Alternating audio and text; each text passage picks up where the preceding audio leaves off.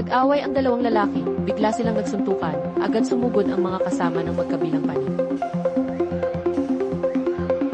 Nagsuntukan at nagsipaan ang grupo, may maririnig pang sigawan, may nahubaran pa habang nagkakagulo, magulo ang sitwasyon. Ang malaking rambulang ito, nangyari sa ASEAN Plaza sa Taichung. Madalas tambayan ng migranteng manggagawa, madalas mailasing na nag-aaway. Madalas silang mag-inuman at mag-away rito. Napakarami nila rito. Madalas pumupunta rito ang pulis, madalas sila rito. 4 na Indonesian migrant worker na nasa 30 anyos, na uwi sa rambulan, matapos mag-inuman, nag-away pa ang magkababayan habang nasa ibang bansa, habang nagkakagulo isang migranteng si Ha, sobrang lasing at natumba, at nasugatan ang ulo. Paparusahan sila ayon sa batas, binigyan din ng babala ng pulis ang migranteng nagtipon doon.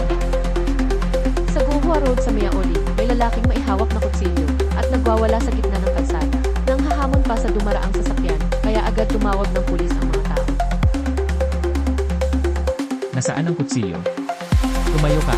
Agad siyang pinigilan ng pulis, kilala siyang pasaway sa lugar, madalas manggulo kapag lasing. Lagi siyang umiinom sa bangketa, kaya kilala siya ng mga tao rito. Minsan, nakaupo pa siya sa tawiran sa gabi. Matagal na ito, taga rito ba siya? Hindi taga South Miaoli siya.